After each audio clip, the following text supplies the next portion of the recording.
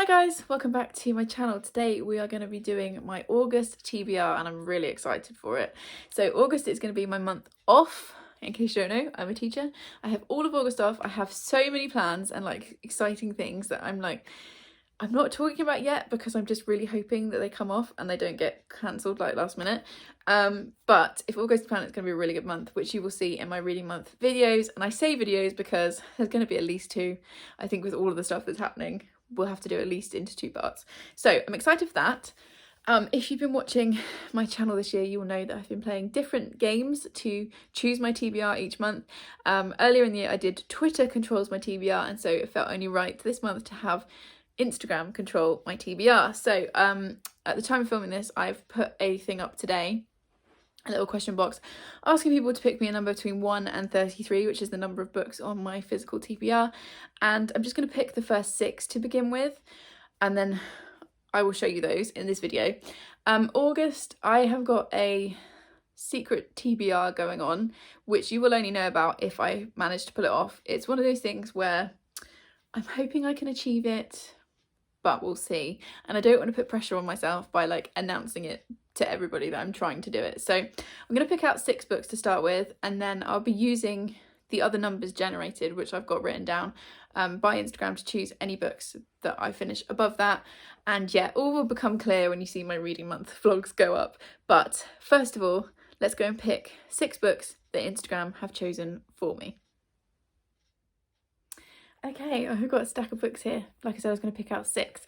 I don't think I explained fully how I was doing this before I just dived in. As usual, I am not at all planned. So, in my book journal, which I don't show in videos because, well, the book itself is beautiful. Gary bought it for me, I think last Christmas, because it's so basic and just a bit rubbish, and it's only for me, really. But in here, I keep a list of the books on my TBR as they come in. So I started in the front, ran out of space. Don't look at that, it's terrible. Ran out of space and had to start a second list, because when books come in, they go to the back of my TBR, and then I try and read from the front of my TBR so that books gradually move along the queue, so to speak. But one of the things I love about doing my TBR this way is it's just taken completely out of my control and picked at random. So I asked, like I said, on Instagram for people to give me a number between 1 and 33 because that is how long my TBR is at the moment. So at the moment, my number 1 book, so the oldest book on my TBR, is the number 2 Feline Detective Agency at the time of filming. Hopefully by the time you've seen this, I've read that. And then book number 33 is the newest book in that I have as of right now, which is what? I think it's, yeah, A Different Kind of Happy.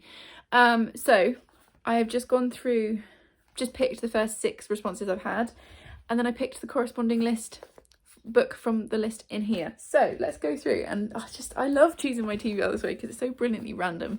So first up is The Retreat by Sherry Smith. This is a book that I bought in the Oxfam book charity shop a while ago on a total whim, and it says gives Gone Girl a run for its money, and I think it's about a group of women who go to a retreat or a spa and then people start dying, and it looks really intriguing. I love this cover.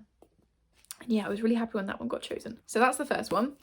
Secondly was The Lamplighters by Emma Stonex, and I was very kindly gifted this by Jo last month as I'm filming this. And this is one I've been really intrigued by for a while, and also can we just enjoy this cover? There are some stunning covers that are coming out this year. And like, look at the end pages. I mean, so this is based on a true story. But I think the author has moved the location of the story and like the timing and stuff to a different place. And I'll just read you a little bit of the blurb because I haven't read it yet. So, Cornwall, 1972. Three keepers vanish from a remote lighthouse miles from the shore. The entrance door is locked from the inside. The entrance door is locked from the inside. The clocks have stopped. The principal keeper's weather log describes a mighty storm, but the skies have been clear. And it's about the mystery of what happened to the men, but also the women left behind. And I'm just really excited that this one came up because I've wanted to read it, but because it's new on my TBR, I get that like little bit of guilt of like, you should be reading your older books. But this way, it's out of my hands. So that's the next one. Then we've got another one that I picked up from a charity shop. That is Death Comes to Pemberley by P.D. James. And I'll just read you the back because that's why I picked it up. It was so interesting. The year is 1803 and Darcy and Elizabeth have been married for 6 years.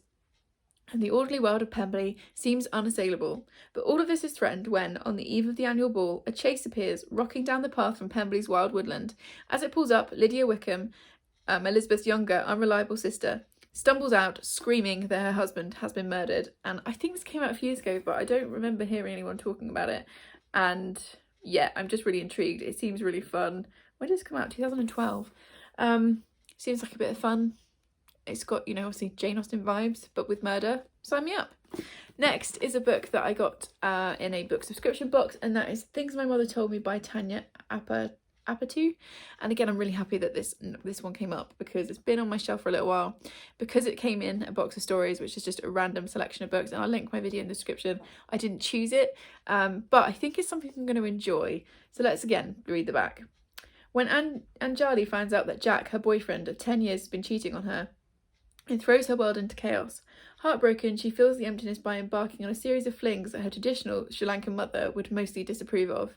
Yet she can no longer avoid her mother, or Chatni, her distant older sister. And so begins her real journey, one that will make her confront a past she's been desperate to forget.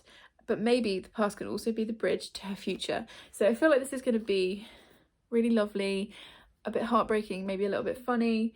It says it's a warm, moving and funny story about love, loss, family, cultural divides and the voices we hear in our heads. I feel like it's one that I'm going to really enjoy once I actually pick it up, so that's clearly happening in August. Next is a book from a fellow creator, and that is number 47 by Hannah R. Palmer. I will leave Hannah's Booktube channel in the description. This is self-published. Hannah reached out to me a while ago on Instagram and said, can I send you a copy of the book? And I was like, I can't accept e-copies because I don't have an e-reader, and I didn't want her to spend her money sending me a physical book, because it's not like she's got a publishing house behind her, because it's self-published. But when I read on GoodReads what the book was about, I was like, oh, that sounds interesting, so I just ordered myself a copy. So I'll read you the back again. So it says, for her, he's everything. For him, she's nothing. What do you do when the person you love doesn't love you back? You fight for them. Love isn't meant to be easy, and passion will not be ignored. But the real question is, how much do you fight? How far do you take it before love leans into obsession? And it keeps going, but I don't want to read too much because it's clearly going to be really intense. It's very short. It's just over 200 pages. And yeah, I'm excited again to pick this up. Very cool cover. I feel like it's very creepy and atmospheric. And then the last book that Instagram has picked for me is Sex, Robots and Vegan Meat by Jenny Kleeman. This was kindly sent to me by Pam Macmillan a couple of months ago. They did a showcase and this came in the press pack for that, and this is non-fiction and it sounds so interesting and fun. I love the title. So it says, all over the globe people are trying to make this a reality. So imagine if it was possible to have the perfect sexual relationship without compromise, eat meat without killing animals, have babies without the need to bear them, and choose the time of our painless death. Life would be better, right?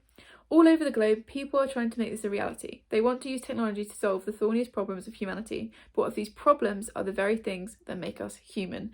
And yeah, I feel like this is going to be really thought-provoking and interesting. So yeah, so these are the books that are now in a very chaotic pile. Let's just put them the right way around. These are the books that you guys have picked for me to read in August. Like I said, I have got a secret TV on the go as well, but these will be the first 6 that I read. And we'll see how we go with the rest. I will tell you how that goes, but I just don't want to put pressure on myself by kind of announcing it publicly now. But yes, if you responded on my Instagram, thank you very, very much. My Instagram and Twitter are always linked below, and I'm very, very active there. So thank you for taking part with this if you did. If you made it to this point in the video, please leave me the book stack emoji so I know that you made it to the end. Please subscribe if you would like more of this chaos, and I will see you in the next one. Thanks, guys. Bye.